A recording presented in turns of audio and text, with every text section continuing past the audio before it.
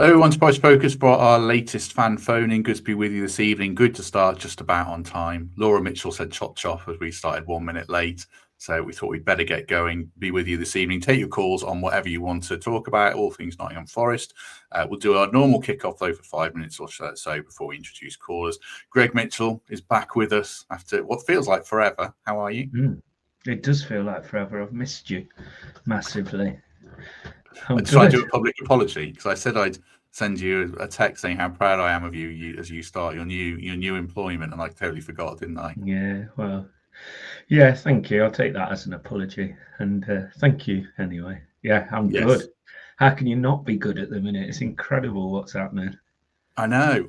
We have one thing I deliberately didn't mention on any of the podcasts that we've done since then was the display for Forza. Brilliant reception for it again. Talk to us quickly about that one, how it came about, the Vamos thing. I guess that's from the coaching staff, isn't it? Yeah, basically. I mean, we keep hearing it, don't we? After all these wins and all these, what are the behind the scenes things Forest have to churn out on a weekly basis now. The poor media team must be busier than ever. And we just kept hearing it. But the thing I like the most, I mean, I didn't have anything to do with the design. But the thing I love the most about it is just representing all the players' countries with all the colours and beautiful sunny day. It couldn't have been better, could it? It just looked fantastic. So kudos to the Trent end again, absolutely nailing it, exactly on time, and they're just pros at it now, aren't they? So yeah, it was brilliant. Indeed. We'll talk more about the match, obviously, I'm sure, as we go along. I don't know if people are going to talk about season tickets, so I feel like we should because it's relevant to a lot of fans, obviously, thousands, literally. Season ticket prices announced today. There's no set increase. I think last year the average was 24%. Anecdotally, the average this year seems to be about 7 or 8. A few, small increase on junior prices, bigger increases in other areas of the ground.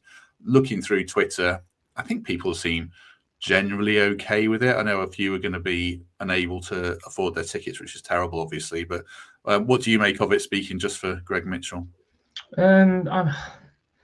It's never sat right with me, not a Forest thing, a football thing, the fact that, there's multi billions of pounds floating about the Premier League, but the Premier League clubs still manage to increase the ticket prices for what makes them not a lot of money in the grand scheme of things. But yeah, I mean, it's to be expected with almost Champions League Forest, aren't we? So I don't think there is too many moans. It's just a bit of a shame that we still can't do anything about that 18 to 21 category. I think a negative that was pointed out to me earlier by a friend was for the people who need it the most, the monthly payments, there's a £50 charge for that. Really?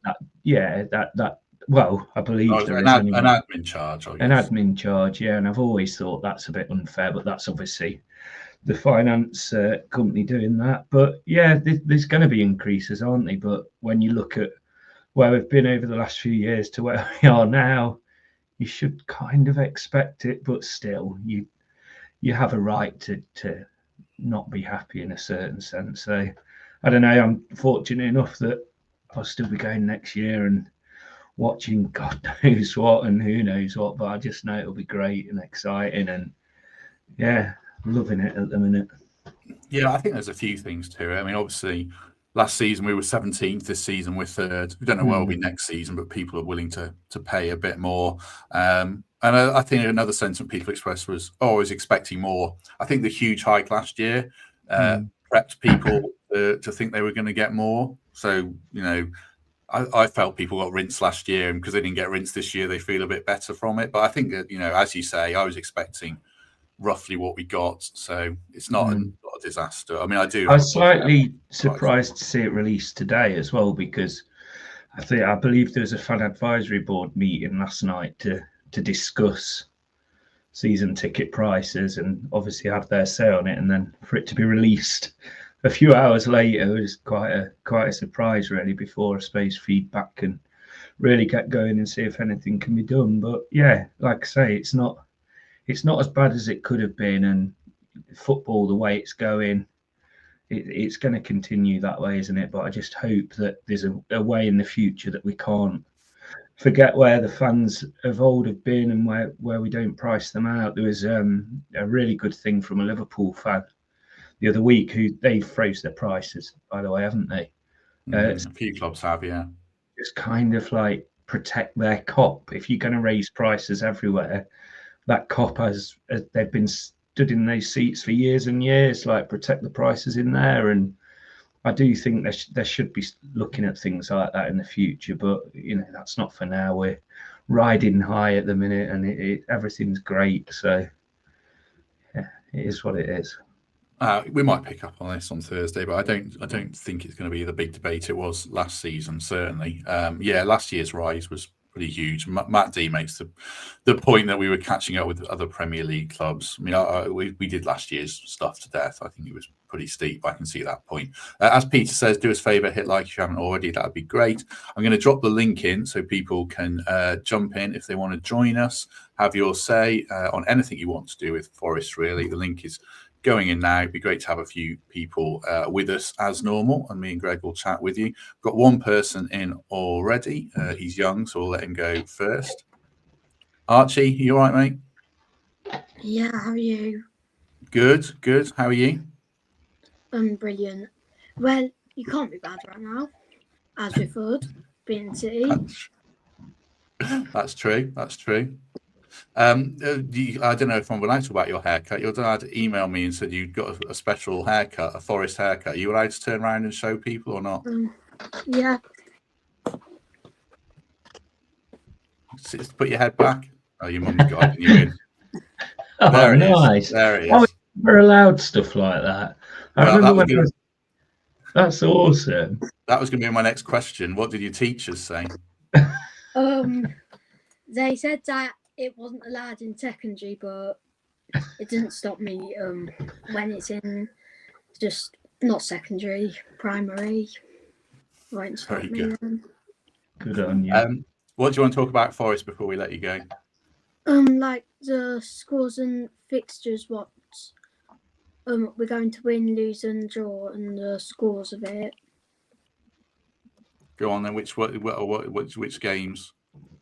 Like the tougher games, like Chelsea, Spurs, Aston Villa, Man United, and maybe some other challenges. What I'm not really that fussed about. Really, I think we're going to win. But yeah, but the first the next game is Ipswich away.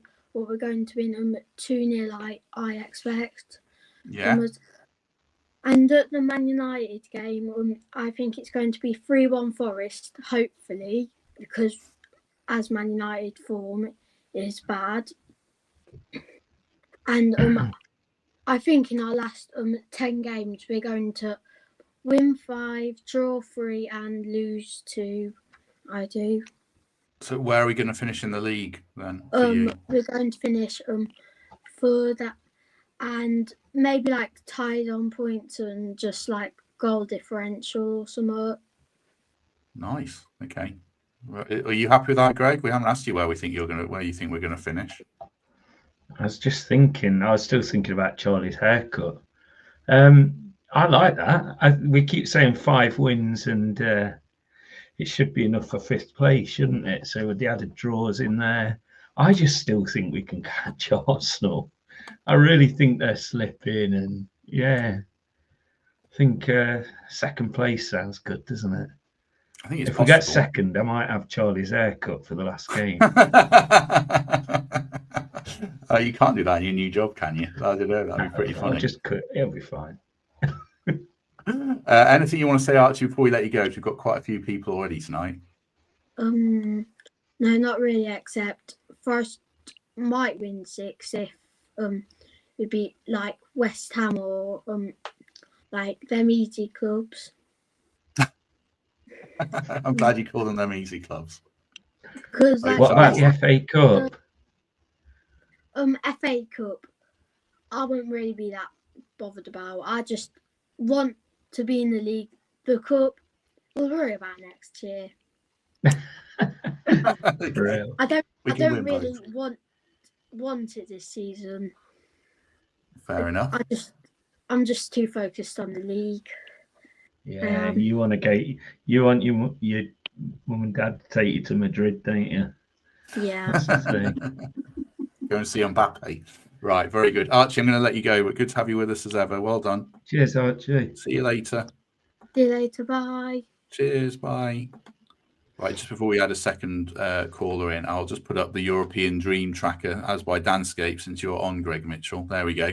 You can see we are tracking, the yellow line is Champions League, and we are tracking just above it still. And as Dan pointed out, we have done for absolutely ages, since Brentford, I think. That's pretty mental. Maybe the next person wants to talk about it. In fact, we'll go to Gary Boldy next, who comes on and normally talks about fan chants. So we'll see what he's got to say on that. Let me just put up the normal background. We'll come to him next.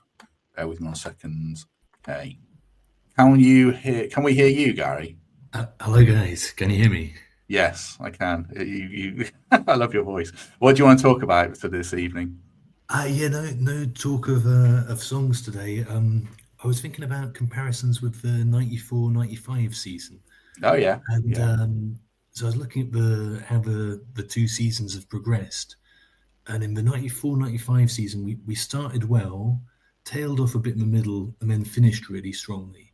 And back then, we only had 4 European places available.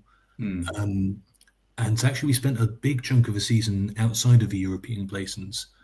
Whereas this season, we started off pretty well, but it's really this middle part of the season where we've shot up. And actually, since game week 14, we've been in the top 5, which looks like Champions League. So for half of the games we've played already this season, we've been in the Champions League placings, which I think is a major difference between 94, 95 and now.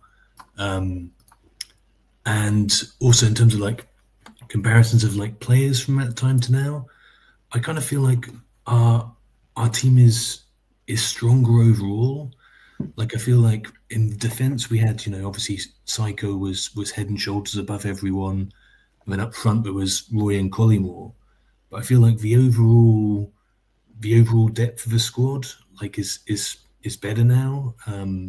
There's less disparity. Like if we did lose, when we lost Collymore, the team fell apart. I feel like if we did lose, say, a Gibbs White in the summer, he'd be difficult to replace. But I feel like it would probably hit us less than losing Collymore did.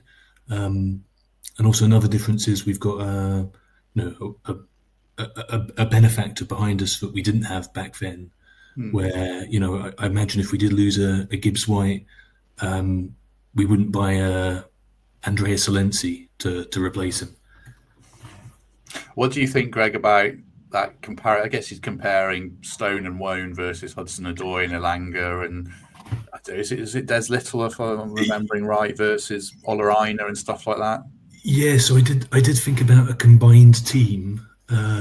I think between the goalies, that was the toughest one for me, because I feel like Crosley, maybe he's a better shot stopper than Sells, but Sells has better distribution. And that was a tough one. But I feel like the back line, I'd go for the whole of our current back line, apart from Stuart Pearce, for Nico Williams. Whereas I think like in midfield, I'd maybe put Gibbs White and Bohinen in together. And then I think I'd plump for Hudson-Odoi, Roy, and Steve Stone behind Collymore. You come in, Greg Mitchell, and try and work out. I'm struggling to remember. There's too many 90s players there. I loved them. I loved that was my first team, but I've never seen anything like this team. The way we play as well, the way we play with such little possession and what we do off the ball and the fitness of them. I mean, it's not harsh to say that the fitness now compared to 20 odd years ago is just ridiculously, but on talent alone, I think there's an argument I'd probably only have Pearce and Collymore. I think I'd stick with pretty much everyone. You might have a point in terms of like there's definitely rose tinted glasses at play probably for me, but I loved that team. I think looking back then as well, if you think that the Premier League at that stage, it wasn't what it is now. Like Serie A was the dominant force back then. So like in terms of this is the best league in the world, and we could be the third best team in the world right now. Yeah. So yeah, if you look at Roy's numbers against Gibbs White, he had a lot more goals and assists, but he wasn't playing against the tactics and technique of players that Gibbs White's coming up against. I've just got Goal Lazio in my head now as well. I'm going to have to play that as soon as we've finished. That's actually my phone ringtone. I'm in Italy most of the time, so whenever an Italian number calls me, I get the Gazzetta Football Italia. Very good, very good. Anything else you want to say before we let you go? Well, I wasn't expecting Greg to be on, so I thought I'd maybe pitch a suggestion for an end of season tifo, maybe, because I can't remember where I read it, but I read something about the invention of the football manager. And like in the early days of football, there were no managers. There was like the owners and the players, and the owners would assemble the players, and the players would kind of pick the tactics, or the owner would. And that the idea of bringing in the manager was almost act like a firewall. So if a team played badly, instead of the fans chanting for the owner to go, the manager got the flag. And so I feel like, I'm not one to sing the praises of billionaires and rich people and stuff, but I feel like Marinakis has done amazing things for us. So some sort of Marinakis and Nuno together banner could be a nice way to end the season. I got an email about that as well the other day saying, we need a Marinakis one. I'm sure Greg will take it back to the Forza committee for review, I guess. I don't know. I think you could speak for them all now. I don't know. We shall let you go, Gary. Thank you very much. Have you finished? Oh, good to have you with us. Sorry, I was just go back. Thank you. Thanks very much. Speak to you soon. Have you finished Matt Oldroyd's book? I haven't finished it yet. Have you finished it? Talk about chuck me under the bus by asking that question. Almost. Yeah, I've been very busy. Oh, you I can't believe you just asked that. Well, sorry, it's a nice. It's all right. You won't watch. Nice plug for it if you're looking for something to buy or read. Right, quick word for the Trent Navigation. Don't forget, if you're looking for a takeaway and you live in the area, Uber Eats, the Big Shed Pizza Kitchen is open, so you can order your pizza of choice from there. It sort of says from 27th December. That's quite old now, but you can get it from there.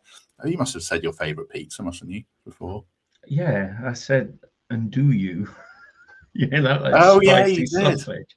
But they don't do it there. They do an amazing pepperoni. Do you know the Trent Nav on Saturday? Oh my God. I've had some good post matches there, but that was like nothing I've ever seen before. I think I must have got home about like 6:30 in the evening, and I thought it was about midnight. I genuinely did. There was beer snakes, the DJs. It was just awesome. Met these two guys from America, Will and William, father and son. Mm-hmm. And the son was saying basically, I think Mikey's been speaking to him for a few months. Yes, yeah. And he was saying that when Forest got promoted, he chose Forest as his team. Basically, it was between them and Bournemouth because he didn't want to follow a top 6 team and all that rubbish. So he chose us. So him and his dad came over this weekend, flew in Friday, flew out Sunday, witnessed that. Had their fair share of Trent Nav beers, and like what a weekend for them. And they were just such lovely blokes as well. So shout out to them too from New York, and I'm sure they'll be coming back soon. Hopefully so. Right, we've got 25 minutes, 30 minutes left, so we'll rattle through a few more calls. We've got 4 people waiting, which is great. Joseph, good to see you on Saturday. I bumped into you at the ground with your dad. How are you? Yeah, I'm good, Oss. He's still buzzing off that win. Amazing. I bet. What a game, what an atmosphere. What would you like to discuss? I wanted to talk about, I thought Nuno got the tactics so spot on Saturday. But the interesting thing is, for the last 2 games of the Ipswich game, the Arsenal game, he's been playing Hudson-Odoi on the right and Elanga on the left, and I saw him get a lot of stick on Twitter for that. And I was like, it just didn't sit right with me. You could tell Hudson-Odoi cutting in to the left. He tried it a few times. It didn't quite work. I could tell where he's getting at, thinking maybe swap them around late in the game, element of surprise. But I thought how he set up on Saturday was really impressive, as he sort of went, it was quite strange. went with almost like a 4-4-1-1, like Gibbs, White, Anderson deep. Dominguez is like the right mid, which we saw him play quite a bit last season. Hudson-Odoi in the left mid, then Wood obviously as your striker, and then Elanga's sort of in that roaming 10 position as like a centre forward almost, so he could shift between left side, right side, in the middle, or a striker. So yeah, I thought that could work quite well, and they like overloaded the left side, which was quite impressive. Yeah, Elanga lets that floating role for Elanga lets you get that overload on Hudson-Odoi's side quite easily, which we do play for. But fortunately, we've got our tactics expert on the show tonight. What did you make of Nuno's setup, Greg? Can I just like deflect and say, Joseph, why don't you need to get into that as some kind of career when you finish school? Yeah, you the way you talk tactics and stuff, you obviously see things as menials down. I enjoyed it. I just thought Doku was their only threat when he looked dangerous, and then even he had to switch on the other side, and we just got it spot on. You could see us trying to build something up, and you could see how frustrated Pep was getting because he knew what was coming a couple of times, and it was fantastic to see. Did you see that stat about I don't know if it was on Match of the Day, like average places where teams with like less than 40% possession. Yeah, and it was like 15th was about the highest. It's ridiculous what we're doing. We're doing something nobody else does, and it's so exciting to watch. Like, I don't care how much we've got the ball. When we get it, every single time we've got that ball, there's a roar and there's an excitement. Would you, Joseph, have Doku in a Forest shirt or not? Yeah, the only times I was really scared was when he was on the ball or Savinho. That was the only times I thought they might score here. Yeah, I would love to. Yeah, as I say, in the summer, I think we do need some wing depth. So Doku would be amazing. I mean, skillful, fast. I think, yeah, Doku, probably not realistic of wages. A lot of Man City will probably be able to offer him a lot more. But I mean, having Doku in a Forest shirt, that'd be, yeah, I'm even more than down for that. I prefer Savinho. I think Savinho is a bigger talent for me. All right. Well, anything else you want to talk about, Joseph? Or I'll throw some more questions at you. Or anything else you had on your list? Yeah, one other thing was the transfers in the summer. I've seen the question be bounced around. That's what I was going to ask you about. Predicted it. Yeah, I've seen the question bounced around quite a bit. Like, how many transfers do we need? I mean, I know we don't have unlimited money, but I'd say 7. I'd say a front 3. I think if we had 3 strikers, a new striker, a Wood and a Taiwo, that would work. Because I mean, I love Taiwo. I mean, the effort he puts in, his strength, that I love him. 2 wingers, probably a proper number 6, like what Sangare was meant to be. Because I want Sangare to be good, but I think he's not the right sort of player for this league. He's not as intense. A bit like Remo Freuler. And now I think he's at Bologna now. He's tearing it up. I think Sangare, if we cut our losses and sold him now, I think he would go and tear it up. So a proper number 6, 2 fullbacks and probably a centre back. That I think cost effective. So I trust the recruitment team not to spend too much. Like Milenkovic for 11 million. That is a steal of a lifetime. So yeah, I think about 7 good quality, not overspent transfers would be brilliant. Do you not think we'd have to sell a player of quality to get 7 in though, just to balance the books? I think, yeah, that would be disappointing because obviously Villa had to sell Douglas Luiz last season, and I mean the swap deal. The rules are really harsh, yeah. The swap deal hasn't really worked out for them because obviously losing Douglas Luiz hasn't worked out for anyone. I mean, maybe if we do, yeah, probably, because if you take into account wages, we'll probably have to sell a Murillo, a Gibbs White, or an Elanga, which would be really sad. It'll make me so sad to see one of them go. But I think the one thing we need is squad depth. The one thing in common Newcastle and Villa have had after getting top 4, they've not had a very good transfer window the season after. Like Villa's window this season, part of it wasn't very good. Newcastle last season wasn't very good. So if we can have a good window, I don't see why we won't have the squad depth to not finish like 11th, 12th, 9th. Like a lot of people say, maybe get Europa League. So yeah, I think probably selling a Gibbs White, a Murillo, or a Elanga would probably be a necessity. But if it's not, that's even better. Joe's just made a good point there that I thought of, and I was going to say the other week and didn't. Champions League brings a lot of money. I don't think Villa or Newcastle improved their squad significantly after getting in the Champions League. I can recall maybe they signed Isak. I can't remember the timing. They obviously signed Tonali, but I think they had quite a lot of the squad in place. Maybe I've got that wrong. I need to go back. But Villa, I don't think significantly strengthened. It was more about numbers for them. And then in January they added more numbers because they needed more. So yeah, it's not the golden goose, certainly. Anything else, Joseph, before we let you go? No, not really. Yeah, I'm just buzzing after that win. And I mean, if we get Champions League, that'd be like the greatest thing ever. Forest in the Champions League, for me, that's unheard of. Like, I've not seen the awfulness of League One, but I mean, I've seen some dross in the Championship. Not seen us lose to Yeovil, but I'm grateful for that. Twice. What stadium do you want to visit? I mean, the Bernabeu would be amazing, or the new Camp Nou. That would be pretty amazing. Like, up really, really high. I mean, our fans that good will still create an atmosphere, even if it is really far away from the pitch.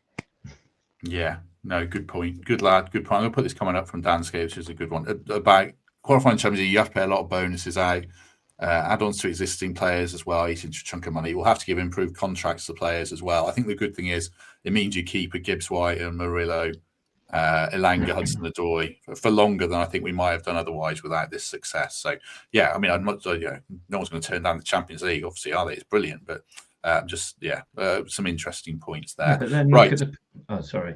No, go on. The point above it says we make 175 million for finishing third. So if that's true, that wipes out any bonuses and surely. Yeah. I mean, it's a great thing getting the Champions League. I need to research UEFA rules around wage to salary to income. The hardest thing for us would just be the amount of games. Yeah, like it damages teams, doesn't it? But you'd rather have that than not. Yeah, definitely.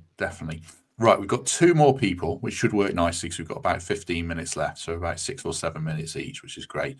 Joseph, good to see you and your dad, as I said, on Saturday in the Brian Clough. So yeah, see you soon. Yeah, Cheers, thank you, guys. Joseph. Thank you. Bye. Cheers, mate. Bye.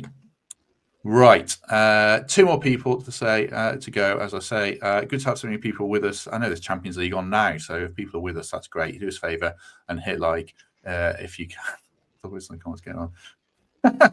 What have you done wrong this week? A good friend of yours, Matt Taylor, is asking.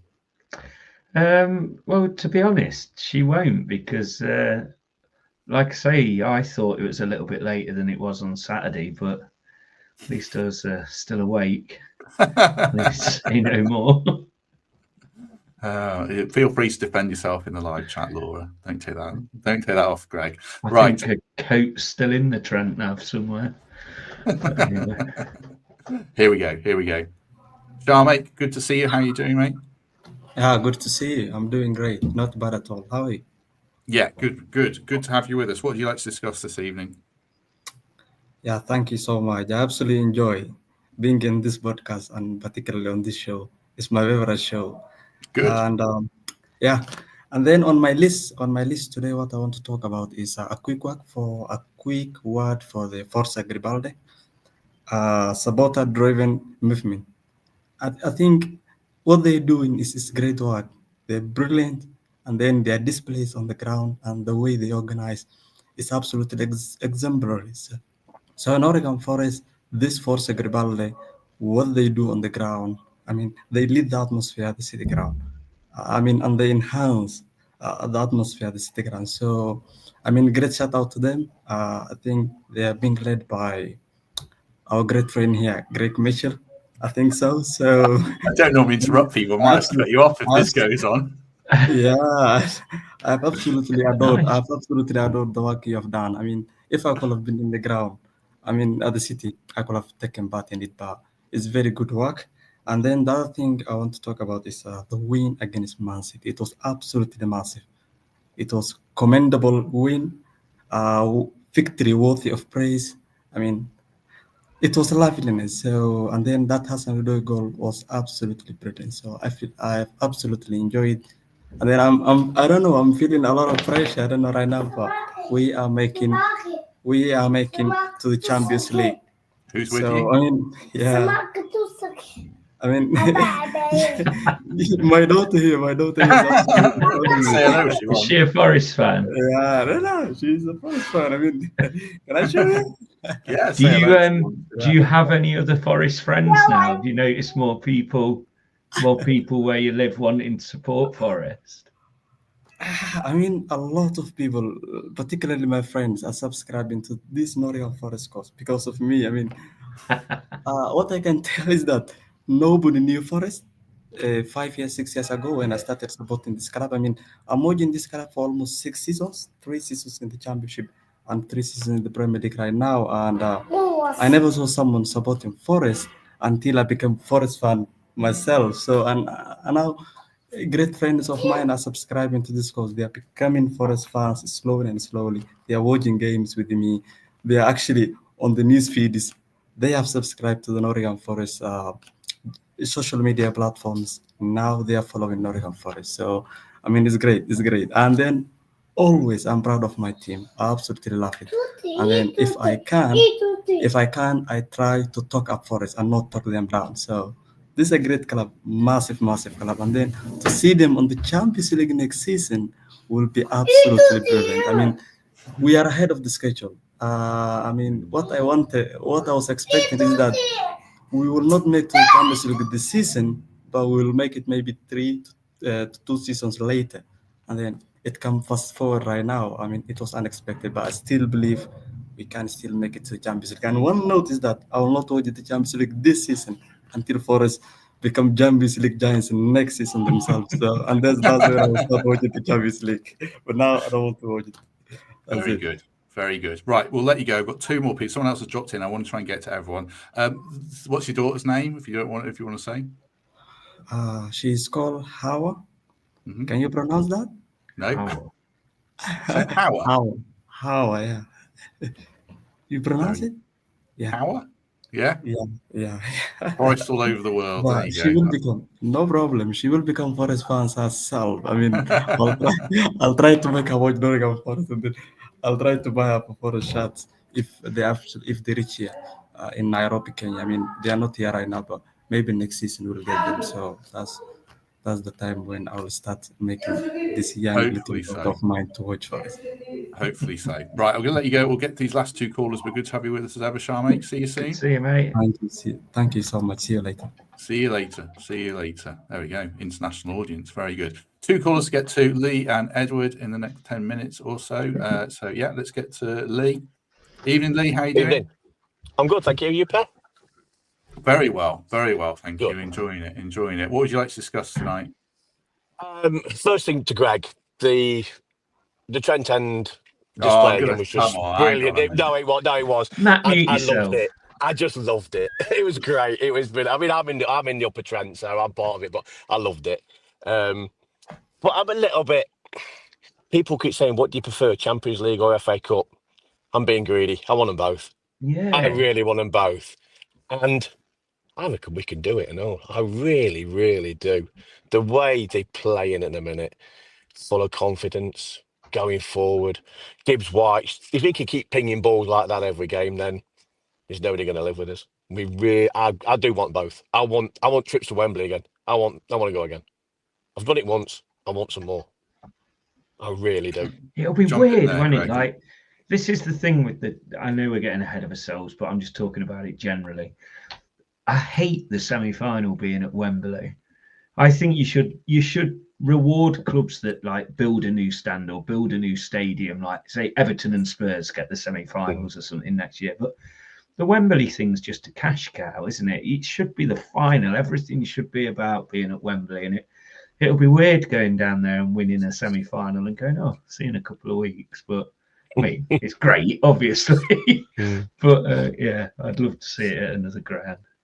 No, it'd be good because my daughter never managed to go to the playoff final because she was pregnant with my grandson. Oh, God. And she was very, very close. So it was against. She was going to risk it. You can't. I'm not taking you to Wembley and you having a child down in London. It's not happening. So selfish. Yeah, it's totally. But this time round, I've said we get there, then obviously I'm going to take her. But I just want both. I just want to be. Why can't we have it? Why can't we actually qualify for the Champions League and win the FA Cup? Because I think we're good enough. There's only one game that you'd have to rearrange if we got to the semi-final, and that's the semi-final, which is Brentford, because there's no FA Cup on the clashing with the Premier League on the quarterfinals. I think I'm right in saying that. People might correct if I'm wrong. Yeah, you are. So it's only one game, so it's not really going to kill the squad that much. Obviously, I think we've got a smaller squad than the other clubs, but I don't know. I think it's possible. I wouldn't put us past it. You see, do you think we'll beat Brighton then, Lee? Obviously. Yeah, I do. I think we've got the Udo over them now. I think we can go down there and get a result. And I just hope it don't go to penalties again because I can't take it. It don't do my nerves any good. But I do. I think we could go down Brighton, get a result, and I can see us getting 6 wins out of the last 10. I feel that confident because of the way they're playing. They're just oozing confidence. They're playing for each other. I mean, Ola Aina on Saturday, I mean, bless him. He was out on his backside at the end of the game. He put such a shift in against Doku. And he did annul Doku. I think that's why he moved him up against Nico. But he got no change out of Nico either. So I honestly think that we've got... it'd be nice to have a few more in the squad, but the first 11, they are brilliant. They really are. I heard a lad on about Murillo earlier saying how he's come from Corinthians and all the rest of it, and he only had 25 games at Corinthians. But he also turned around and said that we're actually looking at a Brazilian striker that's at the Corinthians as well. So again, if we can look at something like that and we get another little gem, you just never know. It's it just bodes well for the club. I mean, I just want to see the club do well, and I want to take my grandson. He's not quite old enough yet, but I want to take him in that family stand, and I want to hear him just shout and scream Mulligan Tyre and all the rest of it. He's and Champions League football, San Siro for me, by the way, not the Burnabout or Camp Nou, San Siro. Have a quick think. I'll ask you both the same question. Think about this while I'll respond to one point in the chat. If I was asking you both who your player of the season is right now, have a quick think about who it would be, and I'll come back to you in one sec. I put this point up from Matt D, who might have the same surname as me. I know we don't literally have a smaller squad. We do have 25 players, but I think we've got a smaller group of players that the manager trusts than like Pep on Saturdays, bringing on more wingers earlier and things like that. And I think if Nuno had more faith in Jota, and Sosa wasn't even on the bench, I don't know if he's injured, or Taiwo, then they'd be getting on earlier. I was looking earlier at minutes. Chris Wood plays 85 to 90 minutes every game. Taiwo's played more than 10 minutes twice this calendar year, which I was surprised by, 10 minutes in a game. And the wingers are playing 75, 80. I think Elanga's played 94 out of the last 6, and Hudson-Odoi about the same. So we're running our players pretty hard is kind of the point I was making. But I see what you're saying, obviously. Right. Lee, who would be your player of the year right now? Blankovic. Very good. Straight in there. Easy. It's easy. He's just made the back four solid. He just impresses me. He reads it so well. He isn't the quickest, but he reads it quicker than anybody else. And I think he's for the money we paid. I still think we're going to get arrested. I really think somebody's going to come arrest us because we nicked him off Fiorentina for that money. I really do, because it's just ridiculous money for him. It was so good. Great. Whoever saw him, just brilliant. Yeah, Milenkovic by a long way for me. Greg? Well, I was going to go completely around the houses to get to the same answer, and now I feel like I'm going to have to give a different answer. The years and years we've watched Forest where it's almost been embarrassing, and it's nothing against the team or the squads at the time. We were in a different era, but it was almost embarrassing to tell a player they'd got player of the season after such an awful season. Like, we had years of that. If we win the FA Cup and if we get in Champions League, you've got to fill the arena for an awards night with them, haven't you? Because it's just ridiculous. Like, Marcel's currently 2 ahead on the Golden Gloves. Like, he's got 12 clean sheets. Like, the argument for him is right up there. Morgan Gibbs-White is a solid England player now. Murillo's just incredible. Some of the stuff he does is unbelievable. However, he can still make the odd silly pass or just like go a bit mad sometimes. But Milenkovic, unreal. Einer's having the season of his career. Hudson-Odoi's just, you could just reel them all off, couldn't you? And then you still go back to a player who's been with us so long in Ryan Yates. When he came on at the weekend and put that tackle in and that ball and the place erupted, I thought, we're going to win this. And it's that kind of player that just epitomises this team at the minute. And then they're not superstars like Haaland who go missing. They're all in it together, and it's unreal. So yeah, I said I'd go around the houses and I'd still get back to the same guy, and I'd give it Milenkovic because he's just unreal. Very good. Very good. Right, we've got solid. A few minutes left, so I'm going to say goodbye to Lee, and we'll add Edward in. Oh, that's great. Where are you, Lee? Anyway, on the road? I'm in Stockton tonight. I'm near Middlesbrough. I'm up here. They could just dream of what we're experiencing in a minute. Do you not have a big Forest badge behind your cabin or anything? I have. Oh, there we go. Yeah. My nameplate. I've got my nameplate. I like the big neon ones you see. I always see an Everton one that looks dead big. There's one of the lads. He's got a big Grimsby one, but he don't turn it on very often because they don't do so well. Well, there you go. It's like having a candle. See you later, boys. Have a good night. See you later. See ya. Bye-bye. Bye. Has he removed himself? He's paused himself. Hang on. There we go. Right, we'll go straight into Edward for the final 5 minutes or so. Edward, evening. How you doing? How you doing? Can you hear me? Yeah, can hear you. My connection's pretty poor tonight. I've been popping in and out of the waiting room here all evening. Thanks for having me on, gents. Appreciate the chance to talk to you again. I suppose I'm going to come from the angle again of the squad and transfers and summer business, because I do believe we're going to have European football. What level of European football, I don't know what it's going to be, but you're looking at between 6 to 8 extra games for the first from between September and January of next season. And as the point was made there with Lee during Lee's call, we have a same size squad as everybody else, but we have a very small core of players that the manager trusts. So we're going to have to find a wider core of players that the manager is going to trust, because we are not going to be able to sustain a season in European football without a higher quality player available to the manager that he will trust. Because you've seen what's happened to Villa in particular this season. I think they've had 7 defeats after Champions League fixtures. So, and they have arguably, obviously, a stronger squad than us in many ways, and they've also reinforced in January with a few good loan signings, obviously. Particularly Asensio seems to have settled in really well. But so I suppose where I'm coming from is that we need to also, and I think Joseph, who is obviously WT Analysis, is going to have to be worried about Joseph in a few years' time. But he hit the nail on the head there with in relation to the tactics. Nuno is, he's a man of not grand gestures. He's not kind of it's our way. It's kind of that Ange kind of intransigence or that kind of mega mind stuff from Pep. He does things subtly. He does things. He's not showy. Public facing. He's very calm. He's cool. He's collected. And I think he made a very few subtle changes to the team that helped. I think he's beginning to evolve our tactics, because we always had this view of Nuno as a classic kind of 3-4-3 rigid kind of manager when he was at Wolves. Obviously that didn't work for him at Spurs. I don't know anything about his time in Saudi Arabia, but since he's come back here, I think he's subtly kind of moved us on and given us a few options to play with. So, but I think our style is very, very physical. Obviously, you see the players, they're wrecked.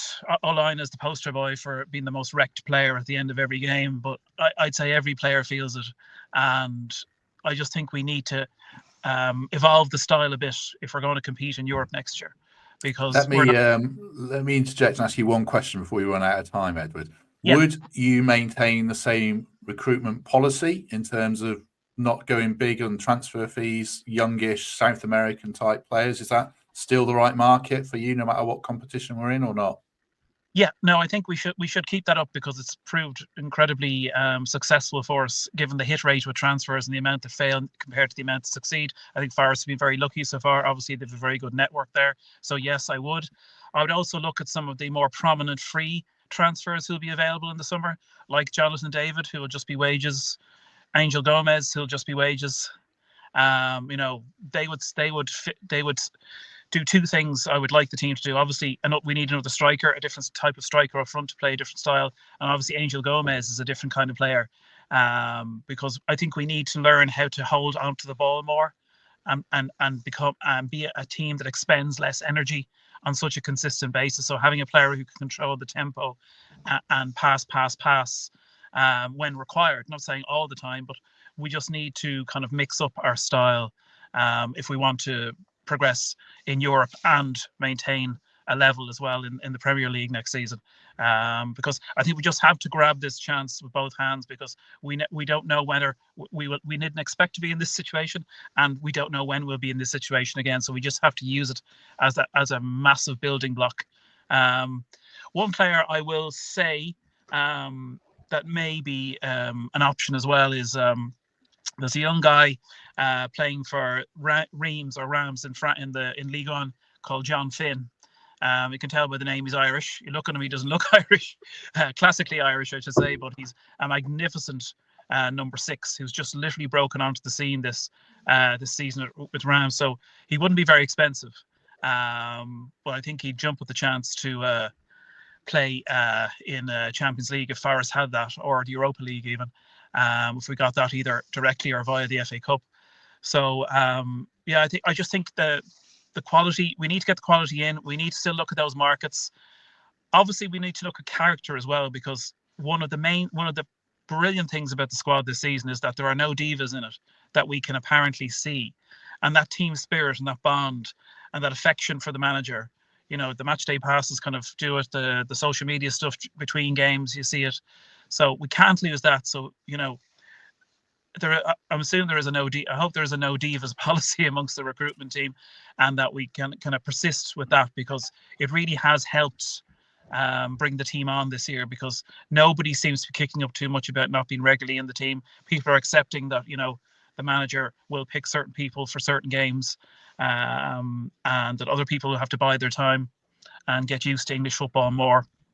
So I think the fact that the majority of the squad seem to be accepting that is a massive thing as well. So that's psychologically, and kind of just for the general spirit of the team, that's really helpful too. Excellent. Right, you finished perfectly timed there, Edward. So I've got like 1 minute to finish up. So I shall let you go. Thanks for joining us as ever. Good to have you with us. No problem. Thank you. Goodbye. See you soon. Thank you, mate. Greg Mitchell, you've got about 30 seconds to wrap up. Anything you want to say before we go? No. Good. No. He's right about character, though, and the chairman said it before, that it's as important off the pitch as they are on the pitch.